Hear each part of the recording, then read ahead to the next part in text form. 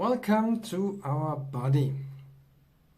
My name is Ewald Kliegel and I want to introduce you today with reflexology.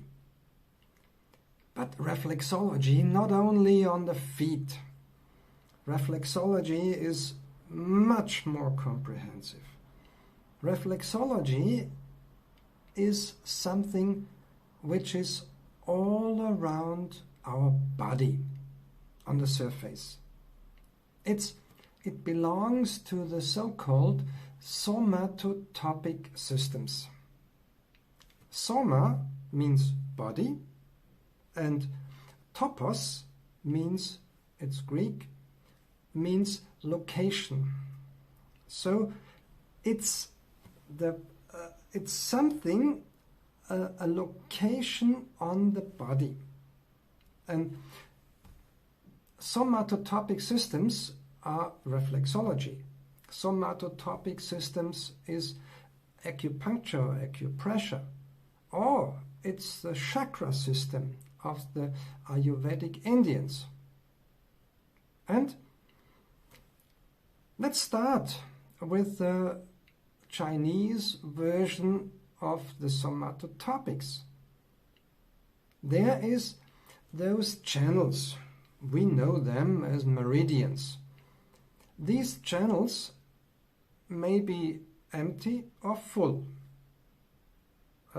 Hopefully they are in harmony. Then we are healthy. When they are not in harmony, then there are some kind of floodgates where we can fill empty channels, and those floodgates we call, or we know as acupuncture points. So then we have the Ayurvedic Indians. They have found out that, according to the old tradition, that we all swim in an ocean of energy. But the energy is too strong for us. So we need some kind of transformer stations to adapt this high voltage to the needs of our organs. And the old Ayurvedic Indians found 5,000 years ago, they found out that our brain needs a different current than our heart or our kidneys. And so they detected those transformer stations, and we know them as chakras. And we in the European or in the Western world, what did we do? First of all, this picture, the original is in Egypt, and it's in the so-called physician's tomb, and it has been painted 4,400 years ago. And it says more or less, stay healthy and do something good for you. And as we can see, they make massages on the hand and on the feet. Yeah, but they're all around the world. The cultures made massages on the feet.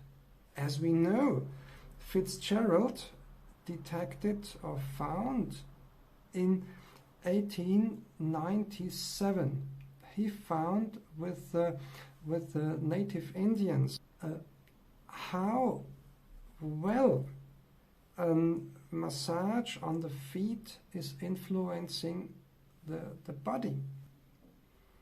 So we in the Western world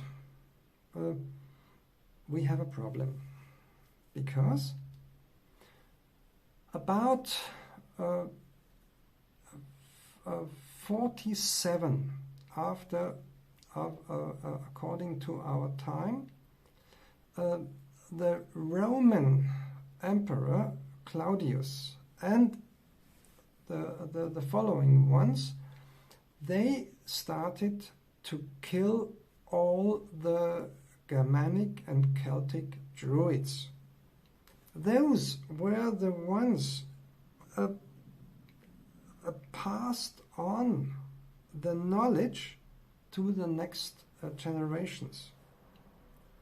But unfortunately, in comparison to the Indians or the Chinese, the Druids, the Celtic and the Germanic Druids, they didn't write down anything. And so, with the killing of the Druids, the wisdom of those old possibilities was gone. And the rest, unfortunately, has been put on the stakes. The Catholic Church then burned all those women, all those wise women who knew still something about it. And so we were stripped of our knowledge. But before, we had a very founded knowledge. As we know, this one, this is the Ötzi. Ötzi is this mummy, the ice man, who has found about 1997 in exactly at the border between Italy and Austria. And on its body, on the back and on the legs and on the arms, on the lower arms, Ötzi shows tattoos which are exactly at the same points as there are the acupuncture points. So, but Ötzi lived 5,300 years ago, and 5,300 years ago the airport in Hong Kong had not been finished, that he could have made his seminar in acupuncture there. So we know that our ancestors, our Western ancestors, were as elaborate, as intelligent, and as knowledgeable as the Asians or any other culture around the world.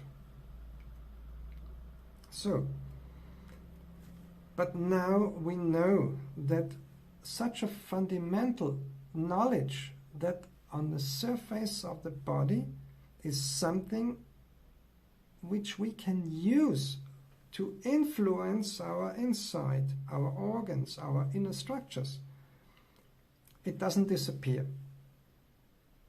It comes to light in an appropriate form which is according to the needs of the cultures. So, and we Westerners, we are the crazy ones. Yes. We wanted to know how deep are the lakes in Africa 53 meters from the shore. The African natives, for them it was not necessary to know. It was necessary to know it was deep enough to have fish, and it was deep enough that they could have been drowned. But we made maps. We have drawn maps in the Western world. We wanted to know. And so about 160 years ago, in our thinking, our Western thinking, we started to explore the surface of the body. And that is the basis of reflexology. And so we have reflexology systems on the face, on the head, on the ears, on the feet, certainly, on the hands. We have on the front side, on the backs. We have about 30 at least reflexology systems.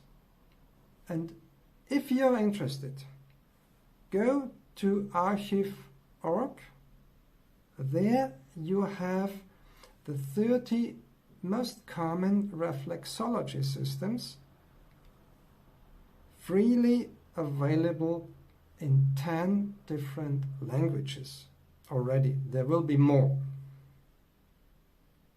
We will continue with our excursion in reflexology. I hope you enjoyed it, and thank you for your attention.